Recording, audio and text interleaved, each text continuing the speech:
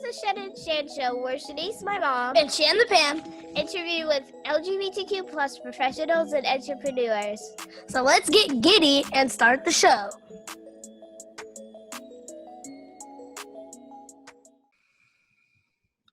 Welcome to the Shen and Shan Show. My name is Shenice. And I'm Shan. And we have a great guest on today. We are going to dive into business. We're going to dive into life. Someone with so much experience, Phil. And Phil, we know Phil through a mutual friend, right? Yes. Right. So Phil was recommended to us. We had to meet him. And I mean, it's been good vibes from the very first meeting.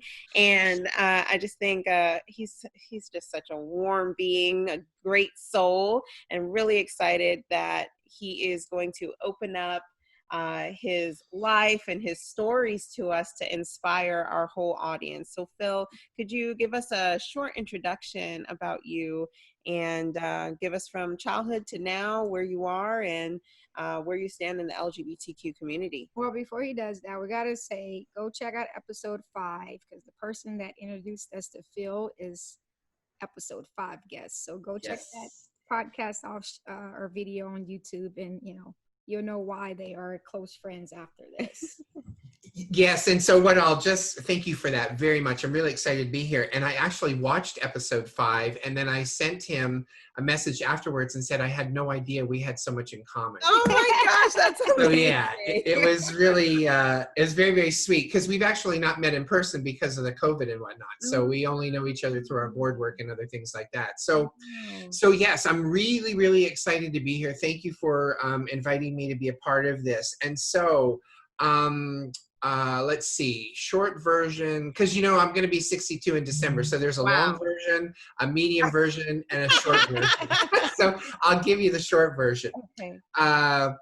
My parents were married until I was 10, so lived a very nice middle-class life. And then when my parents were divorced in 1970, my mom found herself being ostracized and sort of isolated from others, because that's when suburbia was filled with families, and a divorced woman with 4 kids was not what they wanted in the neighborhood. So anyway, my mom, she's my best friend. She's my hero. She just recently learned how to do Zoom at 85. So oh my gosh, that's amazing. Right? Kudos. So I keep up with her. And then I have 3 younger sisters, and I'm closest to one of them, which I'm really grateful for. We talk very often. In fact, we talked last night. So we grew up by moving around until my parents were divorced, because my dad was doing the corporate thing, getting promoted. So we've lived in New Jersey, New York, Michigan, and then Florida, and now Texas. When I came to Texas as a junior in high school, I decided I wasn't going to leave. It's pretty easy to live here. Cost of living is good. Yeah, so I've been here ever since I was in high school. And so let's see, my education is, I have a undergraduate degree in psychology with a minor in Spanish. It actually comes from Houston. I went to University of St. Thomas in the Montrose area. Oh. And so, yeah, so that's sort of like from birth to today. I live in San Antonio with my husband. We have 2 golden retrievers, and life is good. That's amazing. And what is, let's figure out where you are now business-wise. Are you employed, or do you own a business?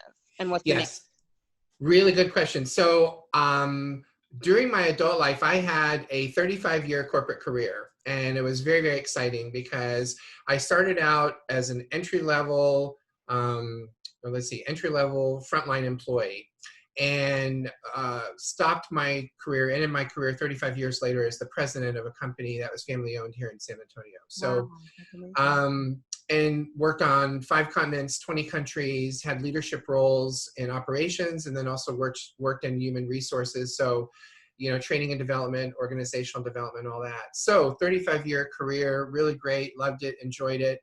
And then when I left it 3 years ago, I thought, do I go for another job? Or do I do my lifelong dream of owning my own business? And so I naively launched into the consulting arena. And so I've had my own business now for 3 years this month. Oh, that's amazing. Congratulations. So Thank you. a couple things. You said that you moved around as a child, and it seems like you Yes. also moved around a lot for your career. Now, the Yes. first question I have is, your parents had gotten divorced. Now, you were still moving around after the divorce because of your dad's corporate career. Is that So right? what happened was my parents were divorced when we were living in Florida.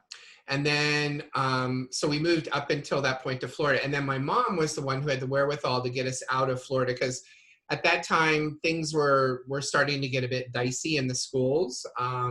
And so she decided that she wanted to move us to Texas, and we actually moved to 23 acres of land in the middle of nowhere. Oh, wow. So yeah, that was as safe a place as she could find for us. And my high school that I went to in Florida, my class was 600. My class in Texas was 95. Wow. Wow. Wow. That's amazing. Okay. Yep. Now, you moved around a lot for work, though, for throughout your 35-year career. What countries? You said 20 countries. Is that right? Yes. So what's really exciting about what I was able to do with my career is I never had to move out of Texas. So I started my career in Houston, and then I went to Houston, San Antonio, North Texas, back to San Antonio. So I've been able to live in Texas the entire time, even while working as a global leader. So for the first part of my career, I traveled domestically. So I'd work across the United States, travel. My home base was Houston. Then when I went to work for an international company in 2008, that till the end of my career, I was traveling globally from San Antonio. So I never had to move out of San Antonio to be able to be a global leader. Right. Oh, that's amazing. So you can have a career, be able to travel. And what type of role were you in? So the first role that I had that was global was with an organization where I was their capability development lead. So that's now, I think, called talent development. And I was specifically working with all the leaders from team lead roles all the way up through to senior executives. And there was a core curriculum that I was delivering along with coaching these leaders. And I did that in the United States, Brazil, and Argentina. Wow. And so what was fun about it was, in the time that I was there, I traveled to Europe, Asia, and Latin America in order to do that role. So that was like really great to get into these training rooms, these meeting rooms, and do all that. And then when I went on to the manufacturing business, which is a family-owned business, they had relationships in Mexico, China, and the UK. So then I found myself on a regular basis going to those countries. And in that role, I was first vice president and then second president of the company, pretty much with responsibilities for everything. Wow. So what I want to ask, I know we're gonna get to your coming out story, but Okay. growing up, when did you realize, like, okay, I'm gay? Yeah, so it's easier to answer this question by I never knew otherwise. I just always knew that, and I didn't know what it was, but I always knew that I liked boys. I liked, boys. I did all the girl stuff, jacks and pickup sticks and, jump rope. I did all that stuff, quite frankly, while my sisters were playing baseball and football, and that's a whole other story later. But so for me, I never knew anything different. I just knew that I wanted to be around the girls, and I knew that if I looked at a certain boy and I thought, oh, he's cute, like in second grade, and what I knew was it was wrong. I knew that I had to be really careful about it. So I never really knew a time when I didn't have those thoughts. So going through your corporate career and everything, was it ever a point where you felt like, man, I want to be able to come out? Because when we talk about your coming out story, it seems like you came out at age 21. So I think a big bulk of your corporate career was, maybe when you were realizing that, you were gay. Yeah. So what happened? So I had a couple jobs. We'll call them retail jobs, right? So I had a couple retail jobs because I took a break from going to university, because I started going to university when I was in high school. So by the time I finished, I think 3 years at that point, I was pretty much burned out. And I thought, you know what, I need to step away from this and I need to take a break. So I was about 21, I guess it was, and I got some retail jobs, and I excelled in them. You know, I'd start off as a clerk in a shoe store, and then I ended up being the manager. You know, so then I'm like, okay, well now Like I'm right back moving where I through the was, where I'm ranks. burned out. And so this natural leadership thing just kept coming up, and no matter how I tried to suppress it, it kept coming up. So then I decided, you know, retail, restaurants, they have these crazy hours. I just want a job where I can work Monday through Friday, 9 to 5, but I don't want to dress up. So I don't want to go to a bank. So ended up going to work for a company that gave me the Monday through Friday, 9 to 5. And that was when I was, I guess, what, 23 maybe? Yeah. And so that started my corporate career, and that's where I first came out in my career. And now you have this leadership bug. So I'm going to jump right back into business. So Okay. it seems like you keep having this recurrence of leadership, you know, managing, training, leadership. Yes. Bring us up to date with the business. Did your business come out of all this experience, all this leadership experience? Yes. Let us, you know what your business is. And yep, exactly. Thank you. So my business is focused on two things. One is leadership development, and the other is business transformation. So all throughout my 35-year corporate career, whether I was in a leadership role or a human resources role, I was all about modeling leadership. I was all about building capability and supporting others as they develop their unique leadership style. So my focus constantly was on developing leaders. And all the while, I had the opportunity to do that with organizations that were in chaos and disarray. So there'd be an operation, for example, and these are Fortune 100 companies that recruited me in. And there's an operation, and they're making a transition from a legacy system to a new system. And in doing so, they didn't build the plan properly for the legacy system. And so the short story is that I was recruited to a company where their inventory goal was 5 days on hand, and their reality was 83 days on hand. oh, wow. And they recruited me in to take it and turn it around and position it to be able to go on to the new system. So in doing that, not only did I do the leadership development to make sure that these individuals I was working with knew how to lead going forward, but I was also able to take the processes and those types of things, flip them around and put them back together. And what's the missing link in so many of these companies? Do they just decide to do new things without proper planning? What's missing? Why is your business, and remind us of the name of your business, please, but why is your business so crucial? What are these companies missing? So thank you. So the name of my company is Seed and Lead, and it's because the best job I ever had was when I worked in a greenhouse nursery when I was in high school. I love tinkering with plants. Like you're planting it from a seed and nurturing it yes. to lead. And exactly. And I love that. That's amazing. So, you know, my favorite job ever when I was young and didn't know any better in the greenhouse to actually supporting others as they plant seeds about how to be the best leader they can be. And I'll tell you, the research that I've done over the years has led me to this. There is an epidemic around leadership in this country and around the world. And what I mean by that is leaders are put in leadership roles and they are not given any foundation. They're not giving any training. They're not giving any coaching. I mean, nothing. And what I can tell you is that the way I became a leader, I was in my job for about a year. I was very organized. I met my production. I met my quality. I was, you know, get along with everybody. And poof, now you're a leader. And I'm like, well, where's the training? There's no training.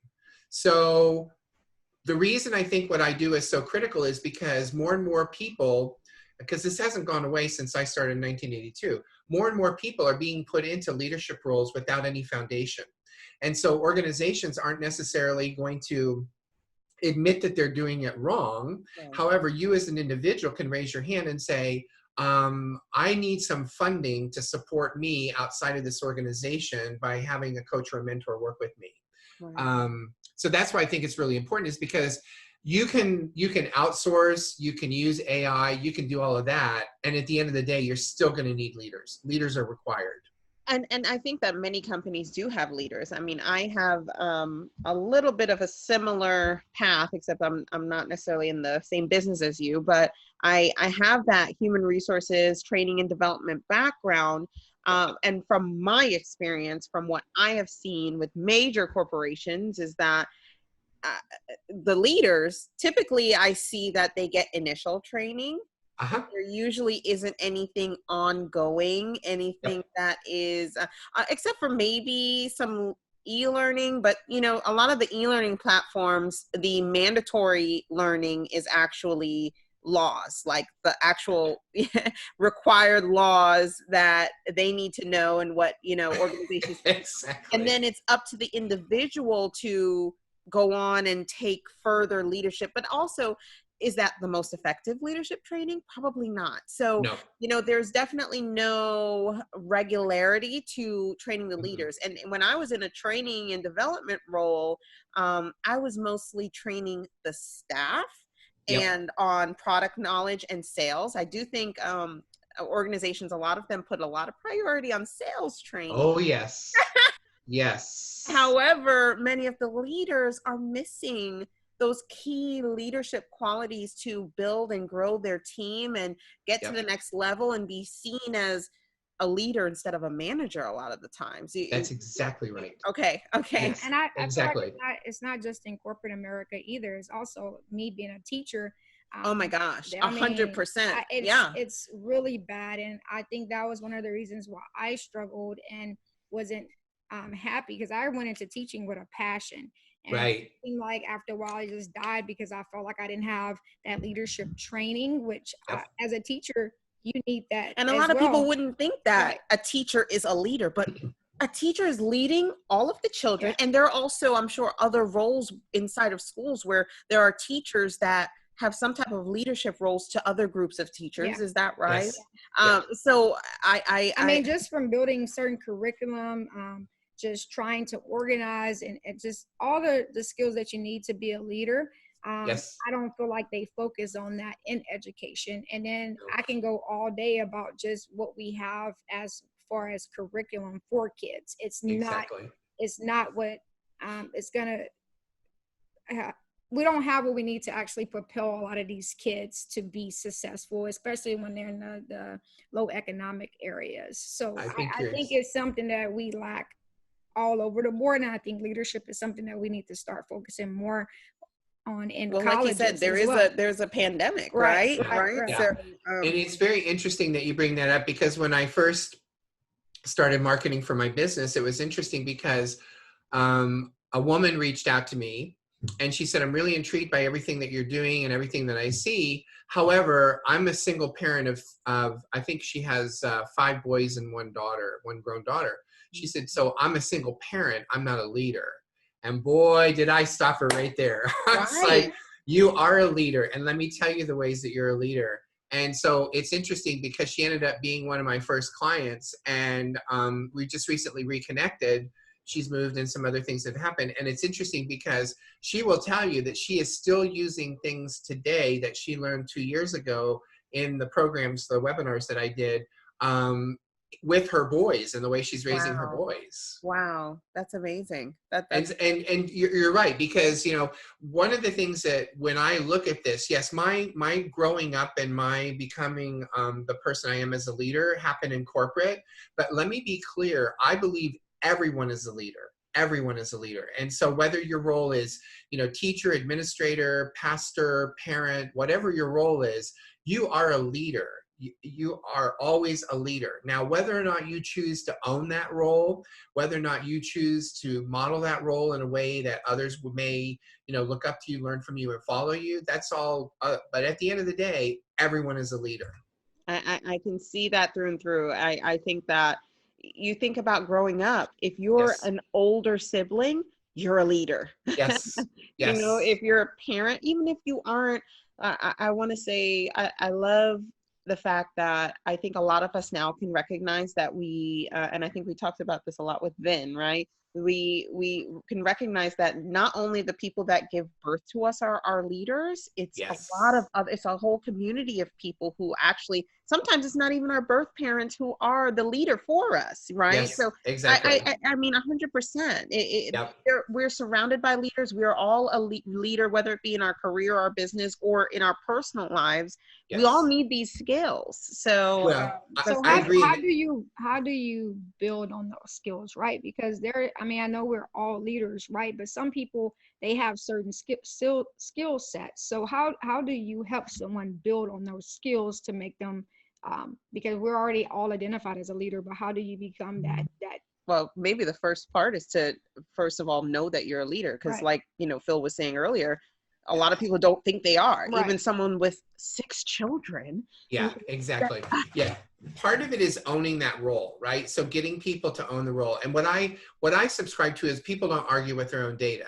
So if you're having a conversation with someone and you say, for example, this woman, so you say, okay, so you're a parent, yes. Okay, and you have X number of children, yes. And what is your role with those children? It's to raise them, it's to, teach them this, it's to do this, it's to do this.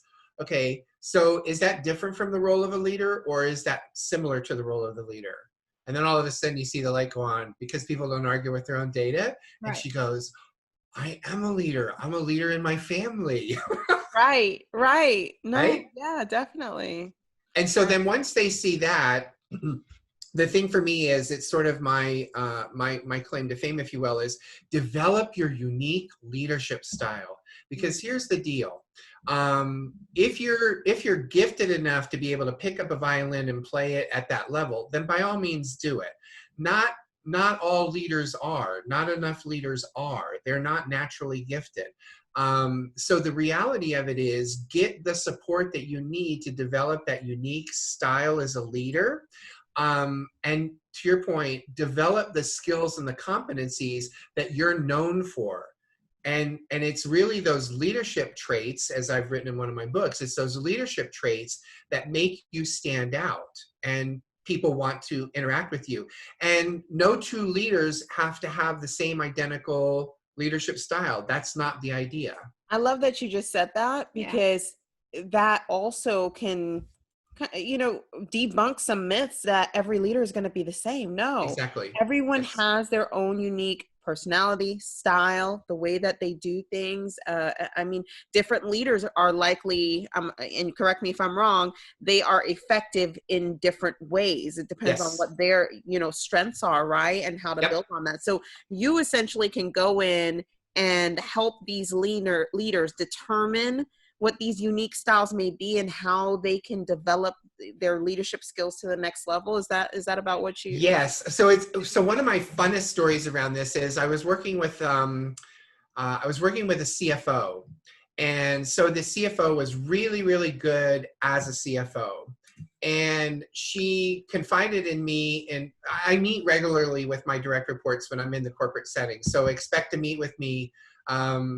Sometimes 4 times a month, because it'll be weekly, or sometimes monthly, right? But there's got to be a regular structured meeting that we're going to have with an agenda, and we're going to go everywhere we need to go. So anyway, what happened was, during one of these, she was telling me that she really thought that she'd sort of hit the end of it as a CFO, that she didn't really know where else to go. She was still fairly young in her career. So as I observed her, what I noticed was that when she got involved with operations, she, of course, had to get involved from the numbers and the finance standpoint, that she lit up. She really liked getting into the numbers and operations. Right. So I sat down with her at one point and I said to her, I said, again, people don't argue with their own data. I said to her, I said, so how are things going with you working in operations? This was in a manufacturing setting. And she said, I'm really enjoying it. I like to see the trends. I like to see the improvements and all that type of stuff or whatever. So I said, okay, so how are you with like process improvement and that kind of stuff? She said, well, I get to learn from you, and, I'm doing this, that, and the other. And I'm like, okay. So then a little while later, I sat down with her and I said, how's it going? And she was even more animated and excited about it than she was the first time that we sat down. So, so through some introducing her to some programs with my coaches, her going to some leadership development programs, she came back and I said to her, I said, so how interested are you in operations? And she said, I really like operations a lot. And I said, so what I want you to do is I want you to go off and I want you to think about what would it look like for you to have a blended role, CFO/COO. Right. So she went off and she came back and she said, I think I'm up for it. And so I said, okay. So went ahead and put her in the role, introduced her formally as the CFO/COO. And then what I know is that she was able to go beyond that into other organizations since then, because this has been a number of years ago, and go into other organizations marketing herself with this CFO/COO dual role. So you helped her strengthen her position. Yes. And capitalize on her passions. Yes. At the end of the day, that's where you saw where she lit up and helped her build on that, right? Exactly. So, and opened up the rest of her career, because, at the point that she was at, she thought she was at the end of her career. And she clearly had another 20 years that she could contribute in some role. Right. And then I guess we would really love to know, who is your customer? So if you're out there and you are, trying to find your next client, is it a company? Is it an individual? Explain to us who can come to you, Phil, and say, all right, we're ready to figure out what we need to get things to the next level. What does that look like? Perfect. So on one hand, it's going to be somebody who is an entrepreneur or business person. So they have a small business, they own it, and they understand the business that they're in. It could be making cupcakes, it could be catering, whatever it is. They understand that business part of it. What they don't necessarily understand is, process, roles, responsibilities, leadership, that type of stuff. Sustainability. So I'm looking for clients that are in the small business range. They have a passion for what they do, but they don't necessarily have the business stuff to wrap around it, and business inclusive of leadership. I'm also looking for individuals and organizations where I can go in and, let's say it's a Fortune whatever company, but there's a segment or a division within the organization, and they're wanting to do leadership development and business transformation in that. I can't take on, at the size that I'm on currently, the companies that I used to work for, but I can take on divisions of those. Right. Companies. Okay, that makes sense. So right? basically, from it could be a business or a division that has one person to maximum how many? What would you say?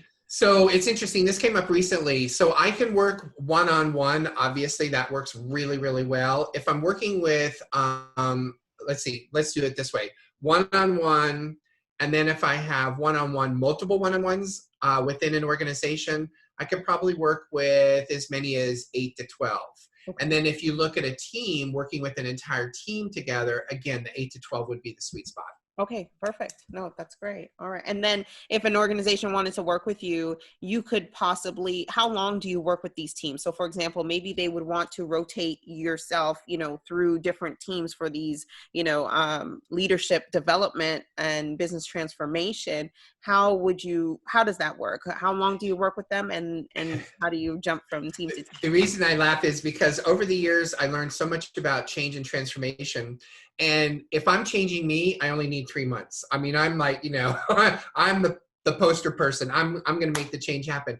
However, what I've learned is that people have to go through their own process of embracing the change. So ideally, I don't work with anybody or any organization or group of people for less than 6 months, because that's just the minimum amount of time. And I'll just give you a quick story around this. So I don't know, we'll call it 25 years ago, I worked with a woman where I was an internal consultant. I went into her division.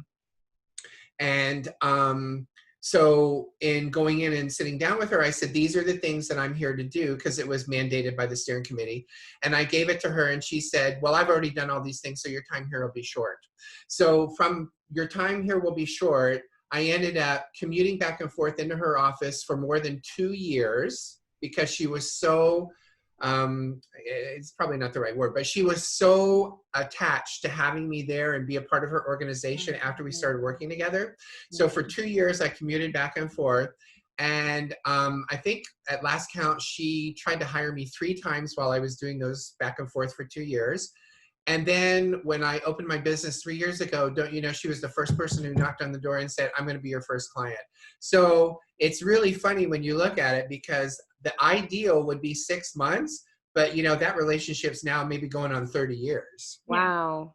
Wow. Yeah, because I feel like anytime you're in a career where you're building leaders, yeah, that's like what I like to say about life learner. Like Yes. you're a life learner. I don't care what business you're starting, or if you're hiring more employees, you're gonna have to get someone on to train them and so Yep. forth. So I think that's actually a really great career that you're in. Well, thank you. The thing for me that's exciting about it is I have a ton of passion around it. So there was a woman that I worked with before COVID hit in Austin, and she reached out to me on LinkedIn, and she said, I these are my words. I've kicked your tire. I know what you're about. I think I want to work with you.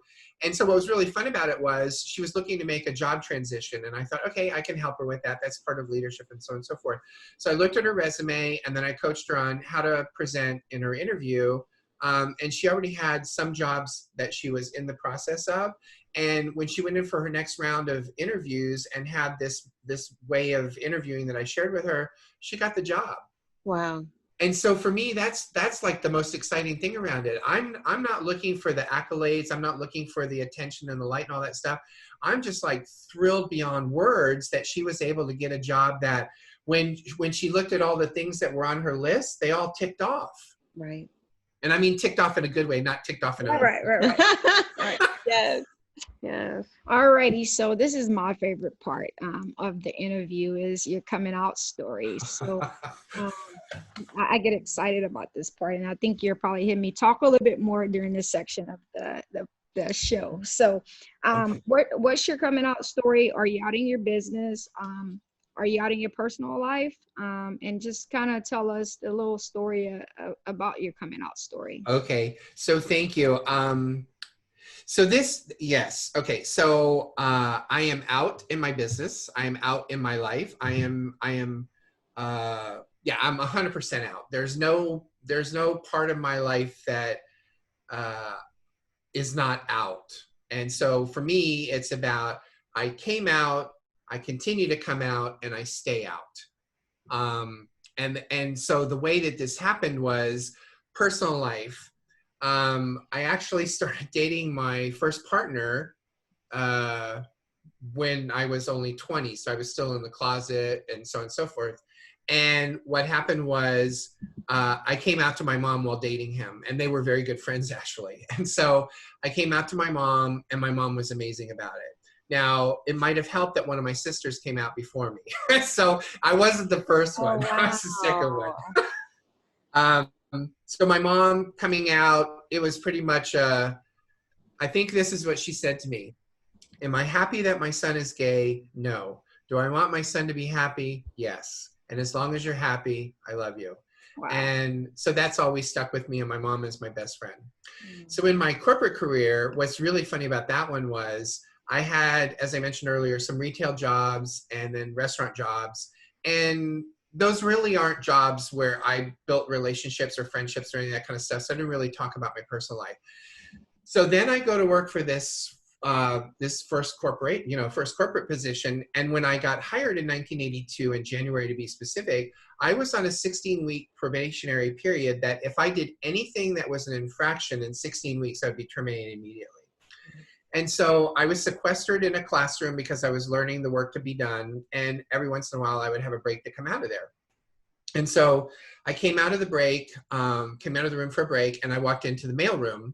And when I walked into the mailroom, the receptionist and a bunch of the women were there, and she hung up the phone. And when she hung up the phone, she said to the women, she said, and I wasn't out by then or at that time. And she hung up the phone and she looked at the women and she said, that was Phil's boyfriend. So I walked up to her and I made sure that before you say that, you walked up to her. When you heard that, did your heart jump? What was going through your head?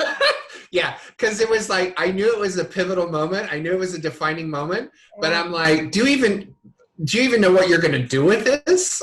I mean, there was no time to process it, right? Right. So then I walked up to her and I made sure that I had eye contact with her. And when I looked at her, I said, was that? And I said his name, and she said yes. And I said, did he leave a message? And she said, yes, call him when you had a chance. And I said, okay. And then I said to her, would you please refer to him as, I get emotional. Would you please refer to him as my partner? we're in a committed relationship and he's not my boyfriend. He's my partner. Wow. And she looked at me and she said, yeah. And then I turned around and looked, like all these women and their jaws had dropped. And I turned around and looked and I said, does anyone have any questions for me? And they were like, no. So then I left and I went right to the manager's office.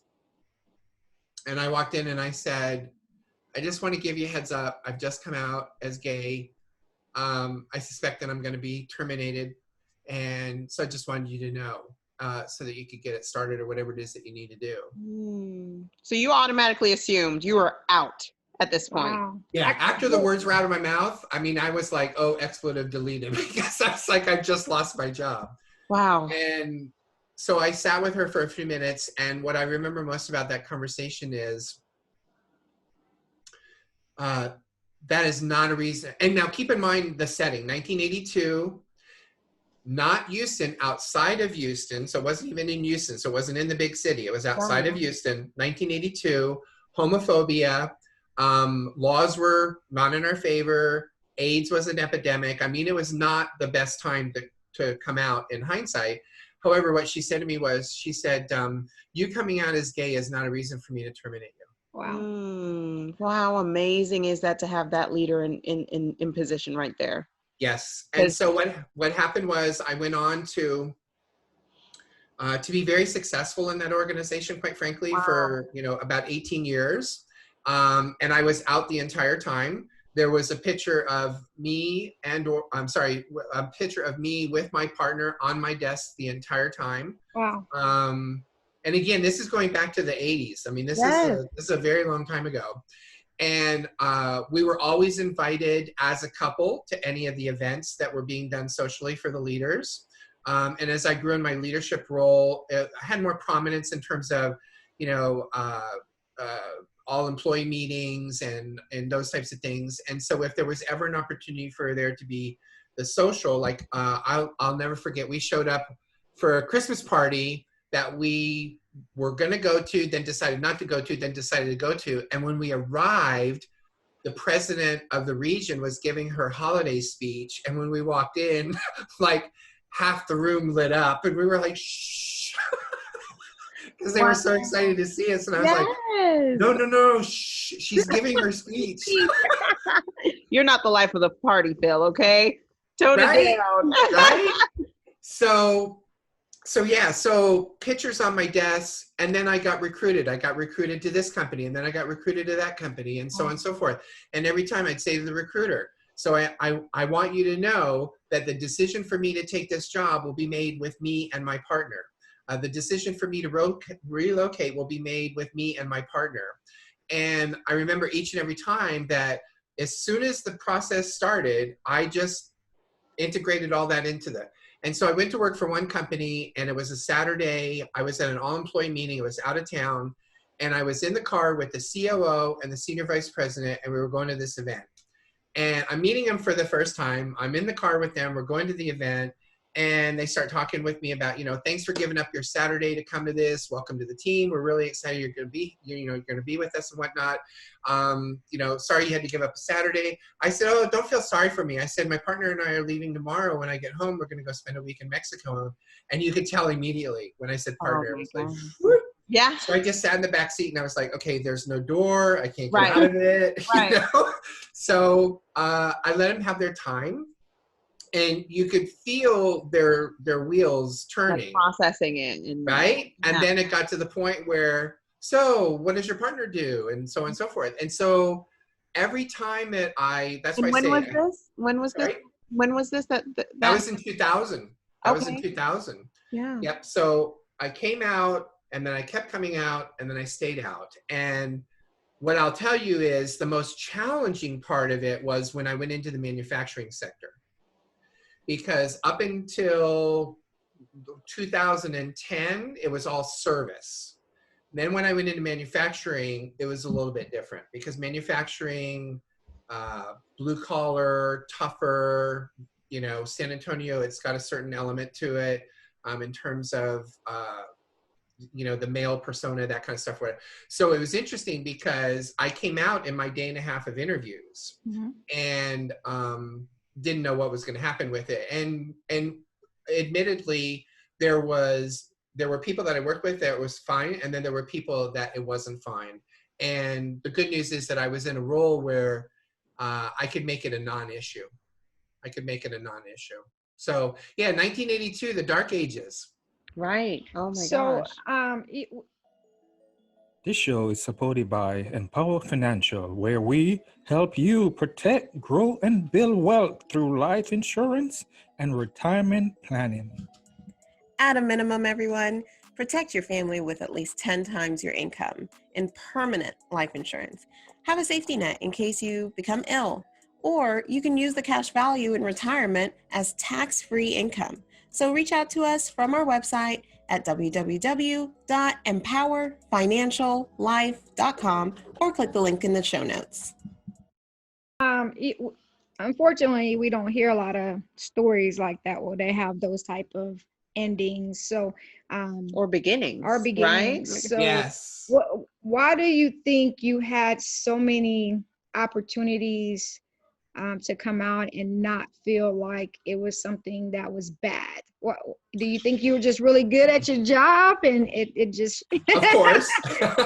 Yes. or your confidence? What do you think? And for someone that's out there that don't have that confidence or maybe not that skill set to solidify their position or keep their job, what advice would you give them? Yeah, this is a really great question. So one, what I know is, especially reflecting on it, I was outstanding at my job. When I think about some of the things that I did, and I've written about some of them in my books, I was really, really good at what I did.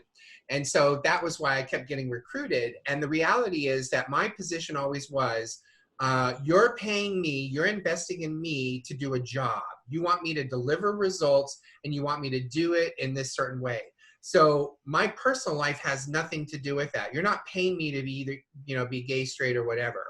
And so I always looked at it from a business standpoint. Now, I'm gregarious and outgoing and want to be friends with people, and I will do that. However, I will do it in a very intentional way, right? Like I know where the safe zones are, and I know where the zones are not safe. And it's interesting because there's a company that I was recruited to on 3 occasions. And this talks about my intuition and my self-confidence. So 3 times this company recruited me. And the 3rd time they recruited me over a period of about a year, their senior vice president of human resources took me to lunch, and she sat me down and she said, I don't know what it's going to take for you to come to work for us, but you are exactly what we need in this organization. And I've got to figure out how to way to get you on here so that I can go back and tell them that you're going to take the job. Wow. And I said to her, I said, what is it that you think that I'm going to bring to the job? And she couldn't say it. She couldn't say it. Yeah. What I know is that they were looking for somebody who was going to come in as a gay person and shake it up and introduce this whole D&I initiative. Yeah. Because it would, up until then it had, and the fact that she couldn't say it to me as the senior vice president of human resources, I said to her, I said, until you're ready to tell me what it is you want me to come in and do, I'm not going to do it. Wow. Yeah. And did she? No. He didn't. Wow. And do you and think just it's please, because she probably thought she would have offended you? Do you think, or violate some laws? I'm Right. not sure. I think it's about the laws, because what's interesting is I had an interview once where I sat down. This woman was the chief counsel. So she was chief counsel with HR under her. I had an interview with her, and it was interesting because in the interview she was using swear words, and I was like, wow, this is real casual. Right. So then it was interesting because I actually came out to her in the interview, right? And she's like, oh, no one's ever done that before. And I'm like, and she didn't know what to do with me. Okay. Yeah. Yeah. She's never encountered it. Now, please just let our audience know, what does D&I stand for? Oh, sorry. Diversity and inclusion. Okay. Diversity, inclusion, and equity.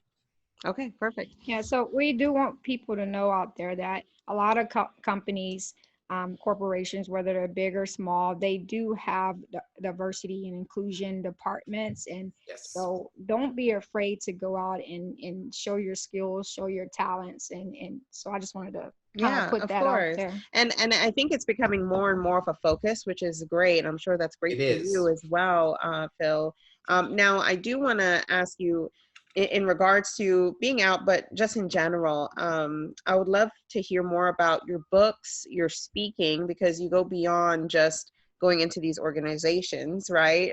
So Yes. what are these tools and these speaking engagements that you have provided for a lot of people to either read or listen into to help them level up or get somewhere different or hear someone's perspective as unique as yours as, you know, I am, you know, in diversity, inclusion, leadership development, business transformation, but I'm also of the LGBTQ community. So I don't know if you get into any of that in those other avenues, but please let us know about the I books. love it because actually what happened was, so let's see, which came first, the chicken or the egg?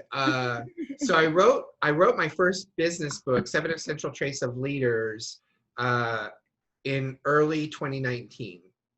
And so LEADERS is an acronym for a leadership model, the one that I subscribe to.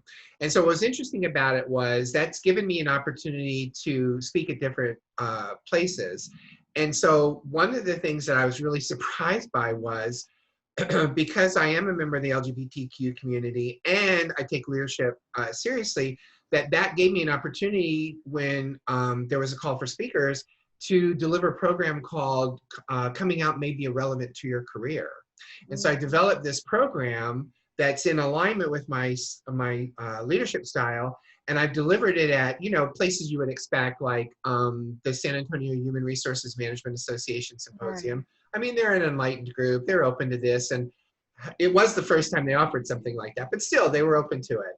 And then the Association of Talent Development, I delivered at their annual symposium. But the one that was really interesting for me was when the Rotary Club reached out to me and they said, will you come and speak on your coming out story? Wow. And I was like, the Rotary Club wants me to speak, right? So I'm always looking for connections. And in 1977, when I graduated from high school, I got the Rotary Club scholarship in the town I was living in. Wow. So I was able to start with that and then give them the full circle. So for me, in fact, I've got two speaking engagements coming up. I do lunch and learns on a regular basis. I really love the idea of either virtually or now that we're in the virtual environment or in the classroom, because it's the trainer in me, the facilitator in me. Yes. I love getting in the room and seeing the wheels turn. I love being able to sit down with people and you know, question them in such a way that they come up with information about how to be a better leader by having a unique leadership style. Or, you know, you were asking me earlier about some of the ways that coming out. Again, the reason that coming out is irrelevant, and the reason I came up with that program and then made it universal that coming out may be irrelevant because people come out around things all day long, every day, is when you lead with your skills, competencies, and deliver on the results that an organization is looking for, that's not a part of it. It's great that we have employee resource groups. It's great that we have diversity, inclusion, and equity and all that. I think it's great that we're looking at business from a different perspective. But at the end of the day, the one thing that we are paid to do in an organization, and I know this was blasphemy when I was in corporate, is to do your job and deliver on the results. Right. Right? All the rest of it is just, you know, fun culture, all that other stuff. So the first book was 7 Essential Traits of Leaders. I'm looking at it here. So I was really excited about that. And then my second book is called 7 Essential Traits of Coaches. And it's all about a coaching leadership style. The third book that I'm working on right now is called 7 Essential Traits of Mentors, because at my age, I've come to own that I'm a mentor. And then I'm also working on a book right now that I'm really excited about. It's a book that talks about my experiences in boardrooms and training rooms and meeting rooms all around the world, and what were the 3 things that I learned by being in that room. Wow. That's awesome. Amazing. I mean, you have so much experience behind you. Thank you. And so many great stories to share.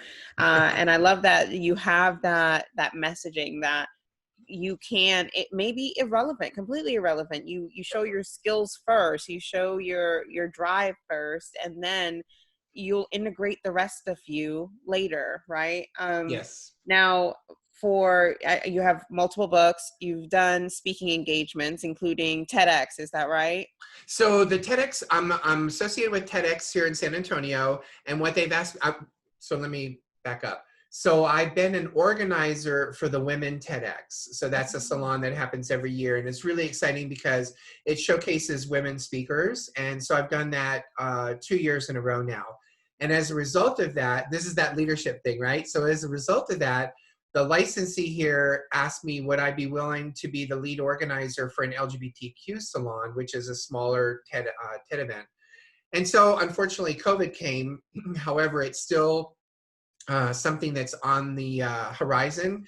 We believe that in 2021, we will be able to gather like we have in the past and create the TEDx LGBTQ salon here in San Antonio. And based on her research, it's never been done before. There's never been a TEDx dedicated to the LGBTQ community. So, anywhere. So Anywhere. Wow. what are you guys looking for when you try to get the women to be part of that? So the women's event are they're women. We had video speakers, right, from other places in the world. And then we had 3 speakers here locally. And the 3 speakers here locally, they're basically telling their idea, sharing their idea in a compelling way to motivate others to identify with, you know, something like resilience or whatever and it's, if you haven't gone to a TEDx or watched a TEDx, it's really amazing to watch it. My thing is to learn it from the inside and seeing the behind the scenes of TEDx and how it works. It's really phenomenal. Wow, that's amazing. And now you grew up with sisters. You said you I had grew up with 3 sisters. Yes, you said you had a sister that came out before you. What do you, and a single mom, so you're surrounded by these women. What do they think of all of this, and what has their experience been? Because obviously you have siblings who are of the LGBTQ community. Yeah, so it's fun. There was a point at which my mom had Christmas and we all went home, and it was like mixed up son-in-laws and daughter-in-laws. It was like, wait a minute, you have 1 son, but you have like 3 daughter-in-law or 2 daughter-in-laws. So it's like, wait a minute, how did that happen? So funny. Right? I love it. Because 2 of us brought home men and 2 of us brought home women. Right. So, but my mom was good with it. She ran with it. And as I say, my one sister and I, very, very close. I mean, there isn't anything in the world I wouldn't do for her. And so yeah, we're very, very close. My other 2 sisters, you know, life has a way of happening. Things happen, and you look at life differently. And so I just hold you know, this love for them, and that someday we'll reconnect. But yeah, the thing that I will tell you that's interesting. So Shan, is back to the career and how all that. I will tell you, being raised by a single parent mother and 3 sisters positioned me to navigate in a service industry that was dominated by women. I was looking at a picture of me in 1986 with the office that I was working with. There were like 100 women and me. I was born in '86, by the way, so that's. Oh, there you go. Right. So it positioned me. And it's interesting because I'm working on, what am I working on now? Oh, I'm working on something with 3 other women, and it's so funny because they keep telling me how patient I am, and I'm like, well, yeah, I understand how to work with women. Yes. That's hilarious. I love it. No, So, that's amazing. Want to talk about your partner? How did you guys meet?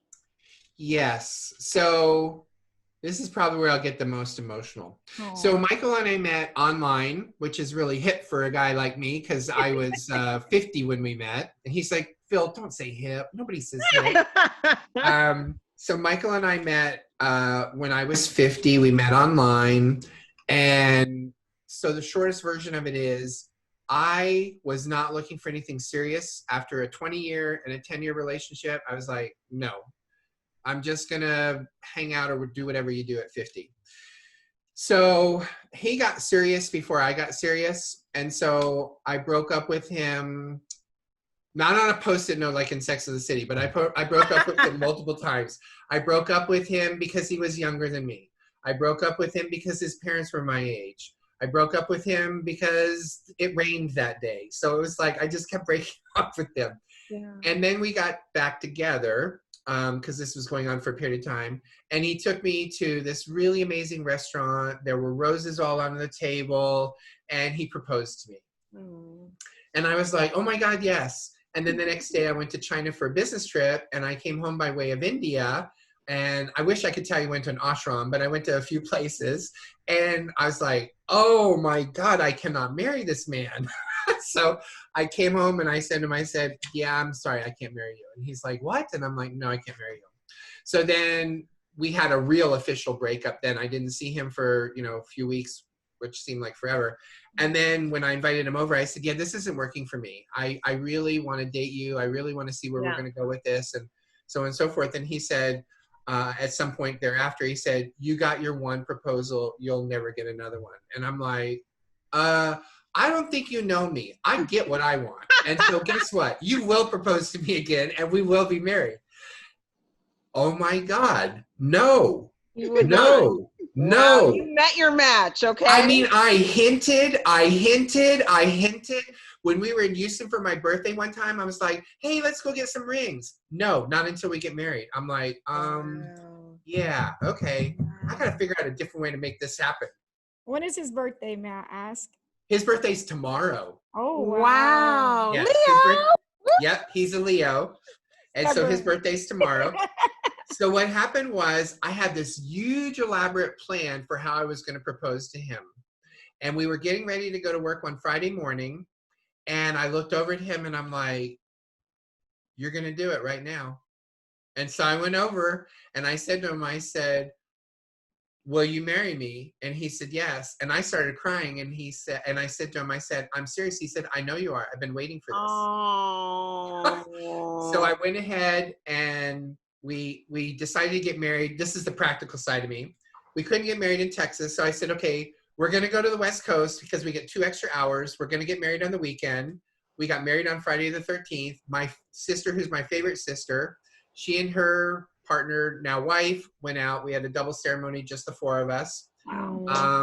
So you both got married at the same time? We all got married at the same Oh time. my God. Yeah, so we shared that. And then we came back, and it was really funny because every once in a while he'll josh me. He'll say, so did you get your proposal? And I'm like, no, really, I didn't. People who have met me, who've known me, he's 20 years younger than me. And people meet him with me, and they're like, wow, he really knows how to put you in your place. I mean, he'll let me go as far out as I want. He'll let me do as much as I want. And when he needs to put his foot down, his foot goes down. And I don't even know that it's happening, other than I'm like, oh. So we're not going to do that. Yeah.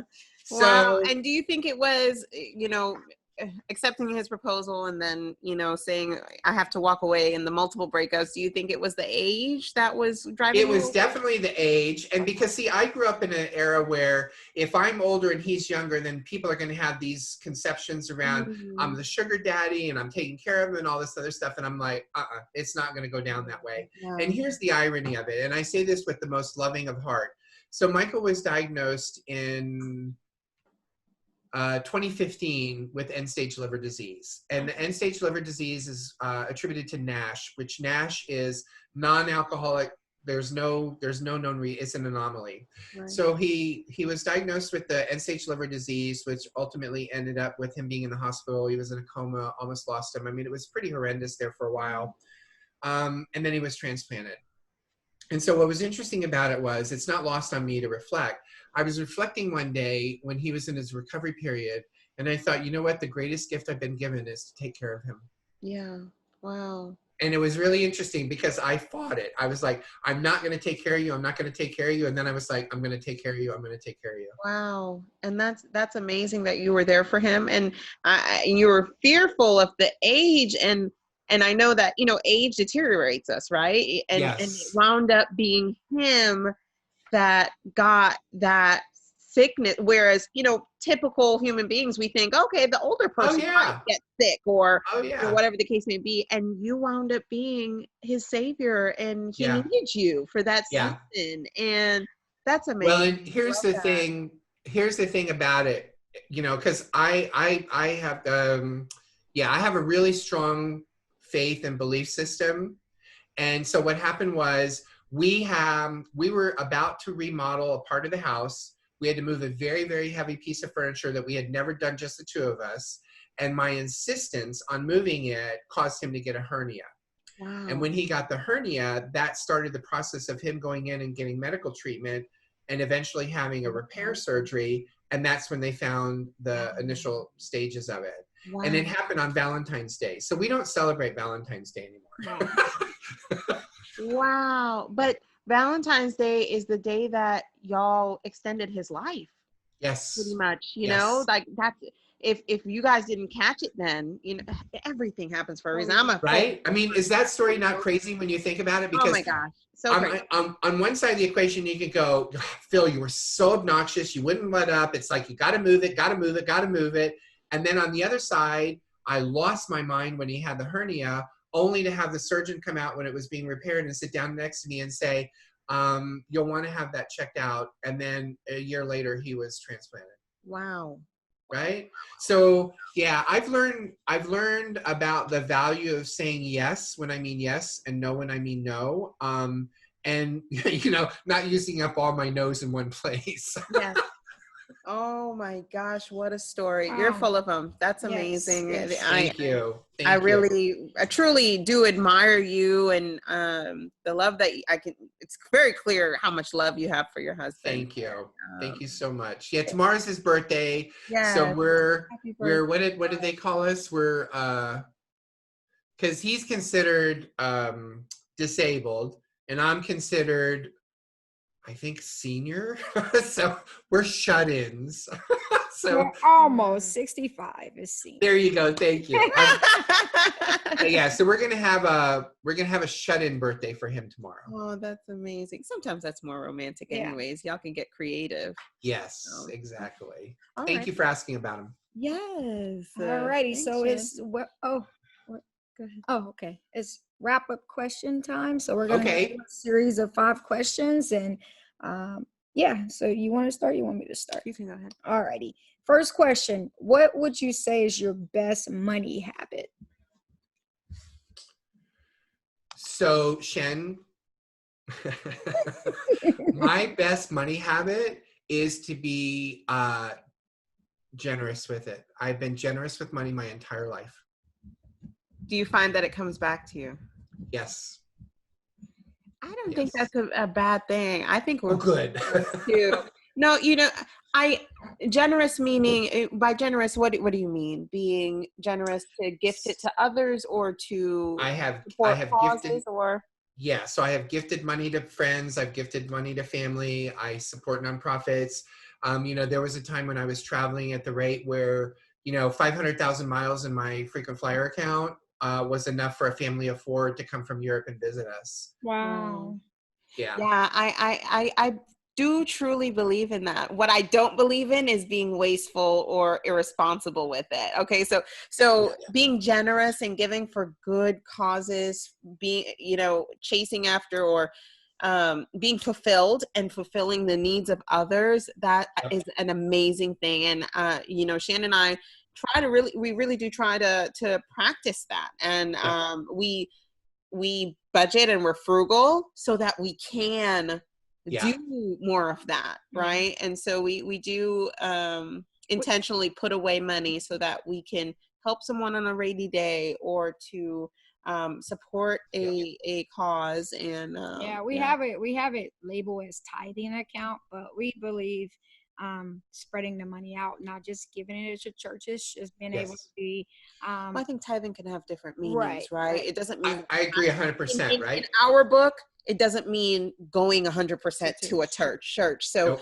we haven't found a church home yet either. So we're still on the search for that. But we do separate it, and we have a tithing account. But no, I agree 100%. I think that's a great question, and it's interesting because, you know, it is, for me, it is about being generous, and then, you know, part of the being generous puts me in the energy of giving, and so over my lifetime, I've also had the opportunity to figure out how to do the receiving, and that's one of the things that's amazing about Michael is, you know, Michael pays attention to the things that are important to me, and then he'll gift me with something that I wouldn't have even thought to get for myself. So it is a yin and a yang and a balance between the giving and the receiving. And, you know, there's been plenty of times in my life where I've been able to be extremely generous, and I like that. I like it a lot. Yes. If you don't mind me asking, when's your birthday? My birthday's December 20th. I'm a Sag Capricorn cusp. Okay. So you're All interviewing about the zodiac. you're interviewing the Sagittarian. Okay, Phil, what does self-care mean to you? Yeah, self-care, it goes back to the thing I said earlier, yeses and nos. When I say yes, I mean no. When I mean no, I mean no, and not having any residual or stick around it. So if I want to read a book, if I want to do whatever it is that I want to do, it's a yes for me or a no for me. You know, No it's just dancing gotta be around really it. clear. Yeah. Okay. That's great. And I have read a lot about that, you know, especially for yes people. You Yep. have to learn to say no sometimes and think about yourself, right? So I've seen a lot of that. Sometimes I feel like it's hard for me to say no, but Well, it's interesting you bring that up, and I'll just tell Awesome. you that society has a bias towards yes. They want to hear yes. Mhm. And recently I told somebody no when that person asked me to do something, and the person came at me questioning why I said no. And of course, I never go into anything without having my strategy already laid out. So I had 3 reasons why I said no. Yeah. What do you think I am? You think I'm a yes and no person? Let's move on to the next question. Because when she said that she's a yes person, I think You don't think so? No, definitely not. If you don't want to do it, definitely not. You're gonna say no, you don't want to do it. You think so? I think Okay, so. well that's a good thing. I think I I'm more was of a- fearful that I said yes too much, I think but I'm more of a yes person. It's okay. See, that's a gift. That's a gift that you can give each other, is give each other the observations of when you say yes and when you say no. And then just a simple check-in, right? For me, it's a simple check-in. So how does that yes or no, whichever one it is, how does that feel for you? And then because you're safe between the two of you, you can say, you know what, I said yes to her, but I didn't really mean yes. Right, Yeah. right. Because Yeah. it's all a practice. It's all a practice. Yeah. Alrighty. Next question. What advice would you give to someone in the LGBTQ plus community that wants to advance in their career or level up their business? Yeah, so this is interesting because this is going to sound self-serving and it's not. Hire a mentor, hire a coach. I will tell you that in the 35 years that I worked in corporate, almost 25 years of those were spent investing in being supported by coaches and mentors. So I will tell you that a massive part of my success is because I was willing to be coached by others and do the things that they suggested for me to do, or the things I found to do that they supported. So, Go ahead. I was just gonna say, what about, because I know there's some young LGBTQ plus individuals that's probably just starting their business and have these great ideas and might not have the finances to hire a coach. So what advice would you give to those individuals? Reach out to me and talk to me, because I work with people from all walks of life and all ways of life. And remember what my answer was to the question around money. Wink, wink. I love Alrighty. it. Now, do you have a favorite book or podcast that you listen to? So my favorite book is 7 Essential Traits of I'm sorry, yeah, that's my book. No, Phil. Oh, that's funny. No, my favorite book is, I'm looking at it, 7 Habits of Highly Effective People. Oh yeah. I read it first in the early 90s when it came out. It's by Stephen Covey. Okay. Yeah, it's called Seven Habits of Highly Effective People. I've definitely read Stephen it. Covey wrote it. There was a time when that book first came out that every single business person that I sat next to on airplanes, was in meetings with, everybody had that book in their hand and they were reading it. And it was interesting because he did a follow-on book to that called First Things First, which is one of the 7 habits, and it has to do with time management. And don't you know, when he came to Houston back in the day, I went to that program with everybody else, I don't know, 1,000 people in the room. And who do you think walked up to the stage and introduced himself and handed him the book and got it signed? Wow. So there's a reason that my books are 7, what are my books called? 7 Essential Traits of Leaders, because that's a nod to him and his book, 7 Habits Like of a Highly Effective dedication, People. like such an inspiration And for that you. confidence that you have, that's Thank a you. leader. That's I mean, can you imagine? I mean, literally, I was in a room it must have been 1,000 people in there, right? 1,000 people. He had a stage at the front, and we were on a break, and I was talking to my friend, and she said, are you going to go outside for the break? And I'm like, no, I'm going to take my book up there, and I'm going to introduce myself and get him to sign it. We have a funny story. We went to a convention one time. We went to a convention, and there were a lot of very celebrity-like speakers. And one of the speakers at that convention was Damon John. And, you know, he's on Shark Tank. He is indeed, yes. And he gave a great speaker, speech. And I told her, I'm like, I'm going to miss the rest of this. I'm going to go find him. Okay.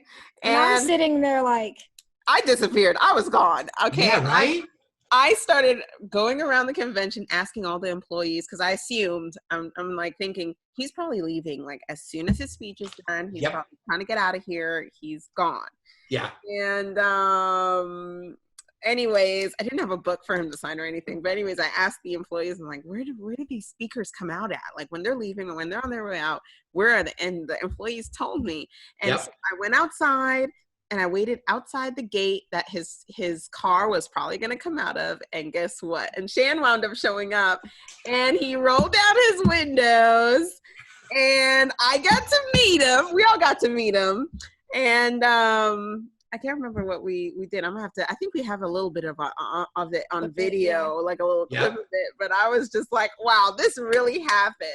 I got to meet him. He rolled out his window, started to talk to him, and then he was on his way. But I thought that was. It's so interesting that you say that, because I can tell you, so going back to my coming out story, that was when I, in that moment, I walked up to her and I came out, right? Mm-hmm. And so I was able to take that beyond that and trust that part of me that would give me that message or whatever.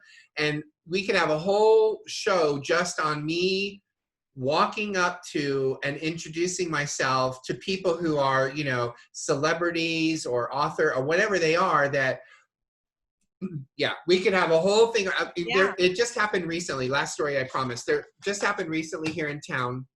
So there's a very prominent person in town who's been in the media a lot. And what happened was there was a shift in the way the media was portraying this person. Right. And don't you know, I reached out to the person on LinkedIn, and now we've been exchanging messages going back and forth. Wow. And Michael's like, how do you do that? And I'm like, well, why would I not do that? I have feelings and thoughts around what's going on, and that person could not accept my LinkedIn. That's the worst easy, case scenario is they don't respond, or they respond with something that you don't have to respond with. It's not a bad worst case scenario. No.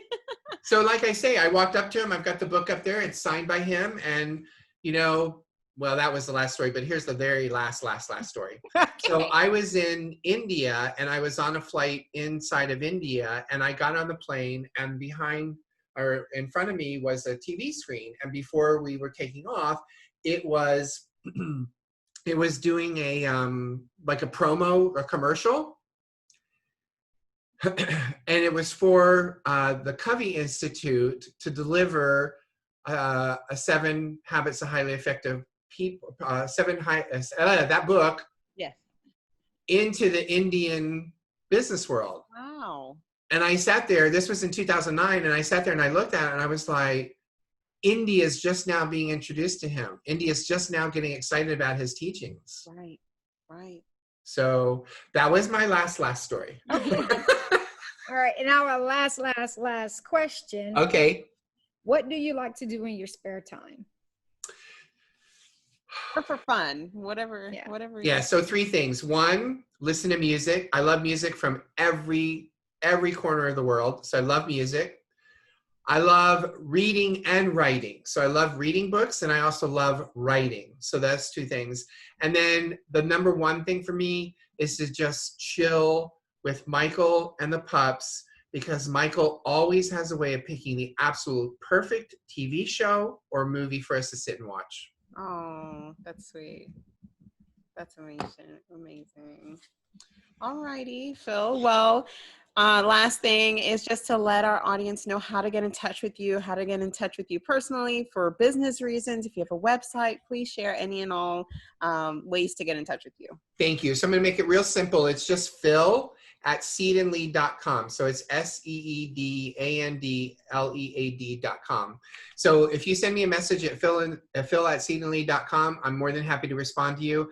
I will tell you the website is getting an overhaul. So the way it looks now is not the way it's going to look at the end of the month. So I wouldn't even bother to go and look there. I told Michael, I said, it's like I'm driving around in my first car from 1976. That website's going to be redone.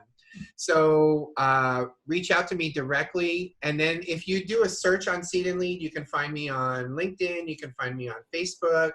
The other ones are for people that are much younger than me. So I don't Insta and I don't tweet. I don't do Okay, that's cool. No, email always works. All right, well, we really appreciate you being our guest today. Thank you. I mean, it's so great because you exemplify what it is to do what we just talked about, right? We only recently met, and yet it's as though we've known each other all this time and we're already connected, right? So thank you for your willingness to talk to me. Oh, we super appreciate your time. So thank you. We're looking forward to seeing you flourish. Okay, so keep it up, and hopefully being on this podcast will help your business. If not, maybe help someone else out there. Thank you very much. I really appreciate it a lot. Thanks for watching. Like, subscribe, and share the video to your friends. In the comment section down below, write how good the video was. And if you're listening to the podcast, make sure to hit a 5-star review. Bye.